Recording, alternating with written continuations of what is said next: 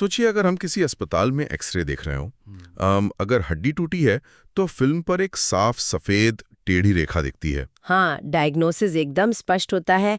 हड्डी टूटी है, प्लास्टर बांध दो और बस काम खत्म। बिल्कुल, मतलब एक बाइनरी सिस्टम होता है जहां चीजें या तो सही हैं या गलत। लेकिन क्या होगा अगर हम किसी देश के लोकतंत्र, उसकी अर्थव्यवस्था या उसकी कूटनीति का एक्सरे निकालने की कोशिश करें? तब कोई साफ सफेद रेखा नहीं दिखेगी।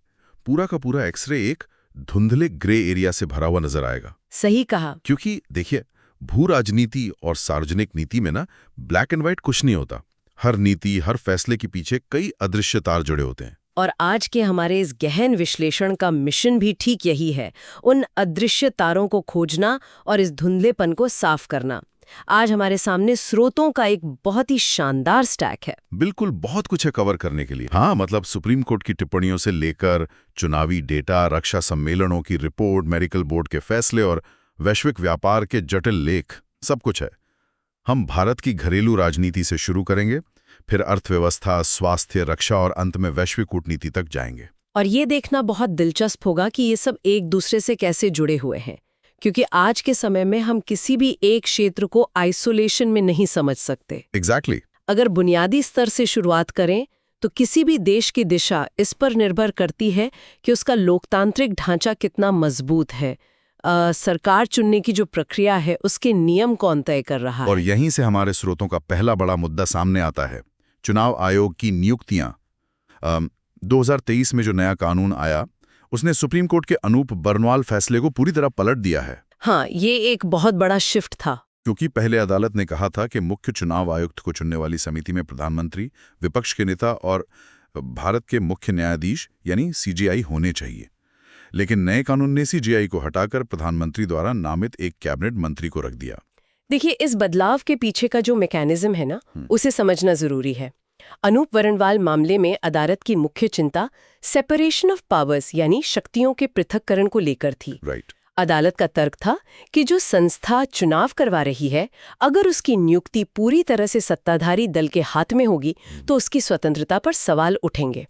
और अब नए कानून के तहत 3 सदस्यों की समिति में 2 सदस्य सरकार के होते हैं। मतलब सरकार के पास स्पष्ट बहुमत है। बिल्कुल। अगर मैं इसे थोड़ा और आसान भाषा में रखूं, मान लीजिए क्रिकेट मैच हो रहा है और जो अंपायर मैदान पर फैसले लेगा उसे चुनने वाली कमेटी में किसी एक ही टीम के लोगों का बहुमत है। बहुत बढ़िया एनालॉजी है। तो भले ही वो अंपायर दुनिया का सबसे ईमानदार इंसान हो, मैच देखने वालों के मन में तो ये सवाल रहेगा ही कि क्या खेल निष्पक्ष है।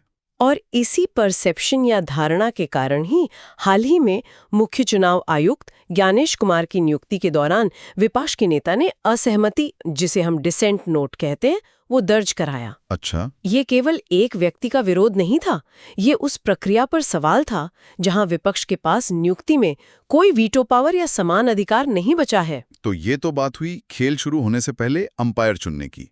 लेकिन क्या हो अगर मैच खत्म होने के बाद रेफरी मैदान के नियमों को छोड़कर लॉकर रूम में जाकर खुद ही तय करने लगे कि विजेता कौन है? आप गवर्नर्स की भूमिका की बात कर रहे हैं ना? बिल्कुल, राज्यों में गवर्नर्स की भूमिका। हमारे स्रोतों में तमिलनाडु का एक बहुत ही दिलचस्प उदाहरण है। हाँ, टीवी के पार्टी का मामला। तमिलनाडु में विजय के नेतृत्व वाली इस पार्टी ने 108 सीटें जीती। वो सबसे बड़ी पार्टी तो बन गए, लेकिन 118 के पूर्ण बहुमत के आंकड़े को नहीं छू पाए, जिसे त्रिशंकु विधानसभा या हैंग असेंबली कहा जाता है। सही। और विवाद यहीं शुरू होता है। जब कोई पार्टी बहुमत में नहीं है तो गवर्नर राजेंद्र अर्लेकर ने उन्हें सरकार बनाने का न्योता देने में देरी की और कथित तौर पर विधायकों के हस्ताक्षर मांगने लगे। एक सेकंड, अगर संविधान स्पष्ट रूप से नहीं बताता कि त्रिशंकु विधानसभा में क्या करना है, तो क्या गवर्नर अपने विवेक यानी अपने डिस्क्रिशन का इस्तेमाल नहीं कर सकते? विवेक का इस्तेमाल करने का मतलब ये तो नहीं है कि स्थापित कानूनी नज़ीरों को नजरअंदाज कर दिया जाए।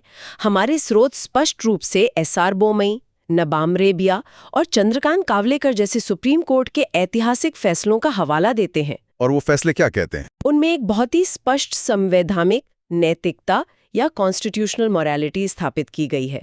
बहुमत का फैसला हमेशा सदन के पटल पर होना चाहिए, मतलब फ्लोर टेस्ट के जरिए, राजभवन के बंद कमरों में नहीं। ऐसा इसलिए ताकि विधायकों की खरीद फरोख्त ना हो सके, हॉर्स ट्रेडिंग रोकने के लिए। एकदम सटीक बात। जब गवर्नर राजभवन में विधायकों की परेड करवाते हैं या हस्ताक्षर मांगते हैं तो वो अप्रत्यक्ष रूप से पर्दे के पीछे की राजनीति को बढ़ावा दे रहे होते हैं, जबकि फ्लो टेस्ट एक पारदर्शी प्रक्रिया है।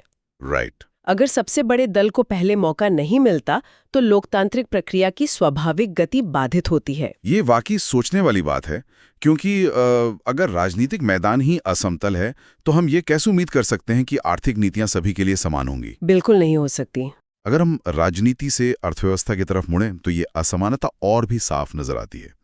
हमारे पास न्यूयॉर्क फेड का जो डेटा है वो के शेप्ड इकोनॉमिक डाइवर्जेंस को इतने स्पष्ट तरीके से समझाता है कि उसे नजरअंदाज करना नामुमकिन है। ये डेटा असल में इस बात का एक्सरे है कि वैश्विक संकट आम इंसान को कैसे प्रभावित करते हैं।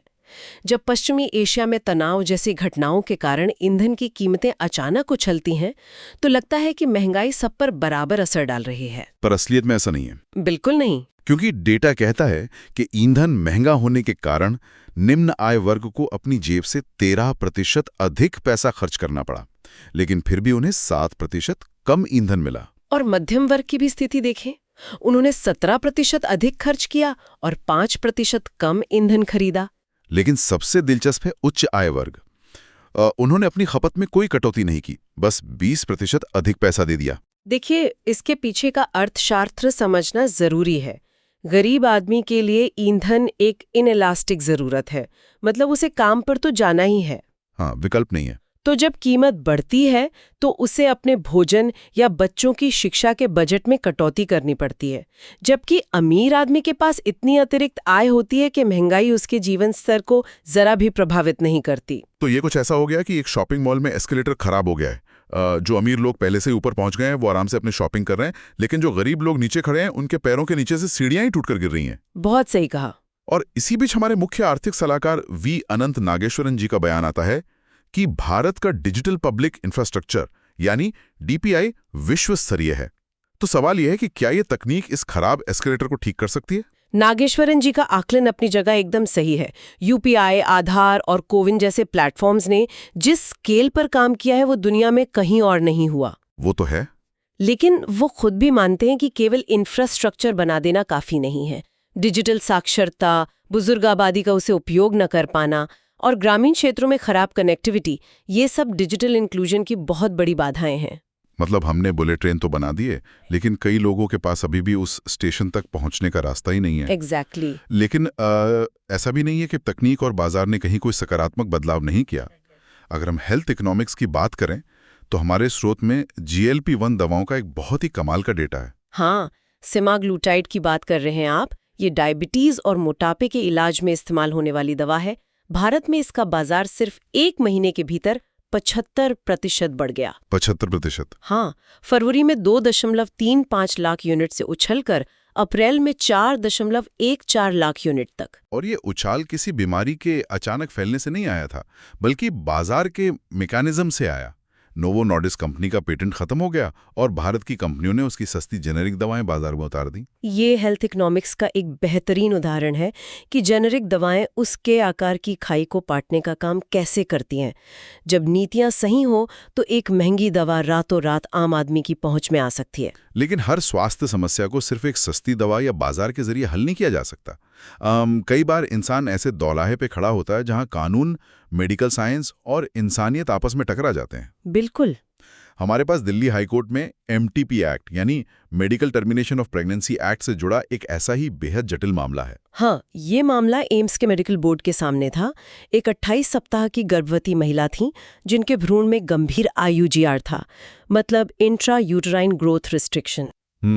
इसका मतलब है कि गर्भ में भ्रूण का विकास सामान्य रूप से नहीं हो रहा था। सही, लेकिन बोर्ड ने इस गर्भावस्था को समाप्त करने से इनकार कर दिया। क्या भ्रूण में कोई जेनेटिक खराबी थी? नहीं, केवल जेनेटिक खराबी की बात नहीं थी। बोर्ड का मुख्य तर्क ये था कि 28 सप्ताह का समय बहुत उन्नत अवस्था है। इस स्तर पर गर्भपात कराने से मां के जीवन को सीधा और गंभीर खतरा हो सकता था। बाप रे। कानून और मेडिकल बोर्ड अक्सर भ्रूण के जीवित रहने की क्षमता, जिसे वायबिलिटी कहते हैं, और मां की जान के जोखिम के बीच संतुलन बनाने की कोशिश करते हैं। ये कितना मुश्किल फैसला है। मतलब एक तरफ अजन्मे बच्चे का अनिश्चित भविष्य है और दूसरी तरफ एक मां की शारीरिक सुरक्षा।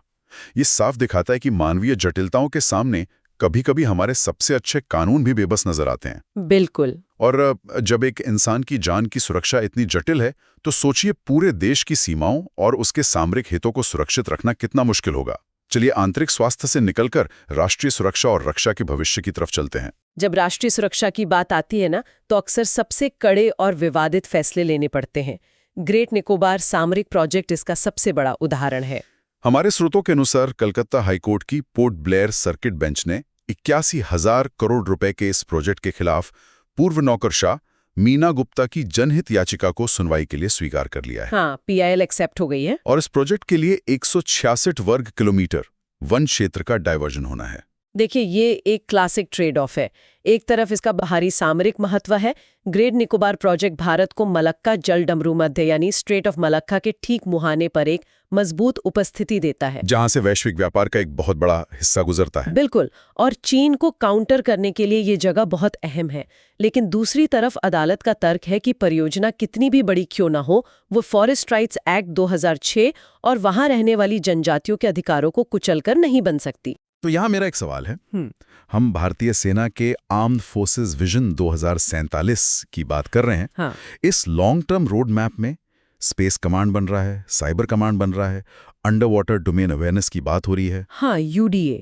तो इस सब के बीच क्या राष्ट्रीय सुरक्षा और पारिस्थितिक सुरक्षा, जैसे गलाथिया नेशनल पार्क का भविष्य, क्या ये दोनों एक दूसरे के दुश्मन बन गए हैं? मैं कहूंगी कि ये दुश्मन नहीं है, बल्कि आज के हाइब्रिड थ्रेट्स वाले युग की मजबूरियां हैं। आपने UDA यानी अंडर वाटर डोमेन अवेयरनेस का जिक्र किया। हाँ। आज हिंद महासागर में पनडुब्बियों की गतिविधियां इतनी बढ़ गई हैं कि हमें पानी के नीचे की हर हरकत का पता होना चाहिए। विजन 2047 बस ये सुनिश्चित करने की कोशिश है कि भविष्य के युद्धों के लिए भारत आत्मनिर्भर हो। और भविष्य के युद्धों की जो झलक हमें मिलती है वो वाकई डराने वाली है।